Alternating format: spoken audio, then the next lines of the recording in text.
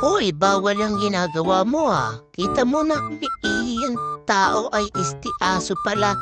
Binibidyohan mo pa. Wala na ba talaga kayong magawa sa buhay mo?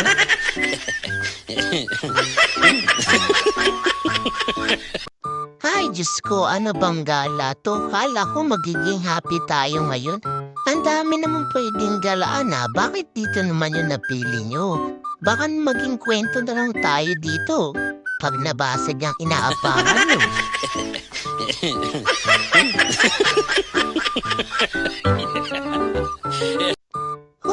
Hirap talaga pag yung amo mo walang jowa. Sacrifice ka talaga. Mapasaya lang siya O ano, happy ka na ba? Ay, wow, Ming. Kuhang-kuha mo yung indis ko Wala ka na bang mainis sa bahay na to? Kasi kunti na lang talaga yung pasensya ko sa'yo Makaagat na beta. Kita mo naman siguro yung mukha ko. Gigil na, di ba?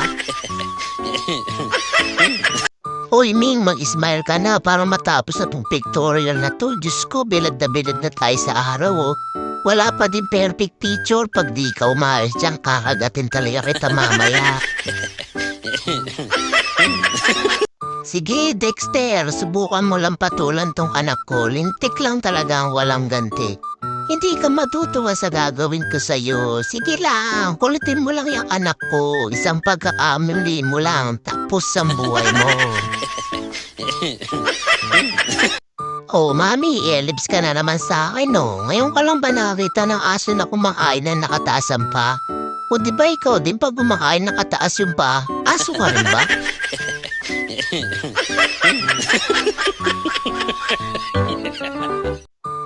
Hintayin niyo naman ako. Ang bilis niyo naman maglakad. Parang wala kayong kasama. Kita niyong gumagapang na nga ako sige na, Mami. Putulin mo na yung kuko ko. Dahan-dahan na nga. Tapos huwag mo masyadong sagarin para may pangkanot ako doon sa paborito mong aso.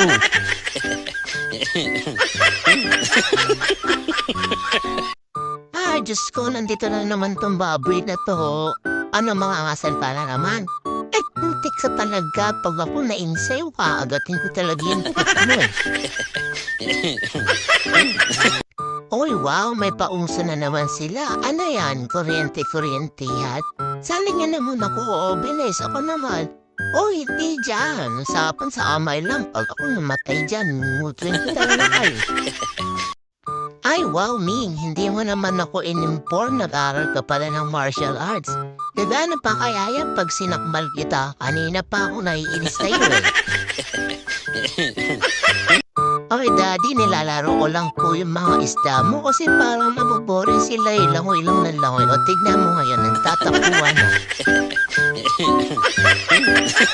Ay, salamat nakarating din sa palengke.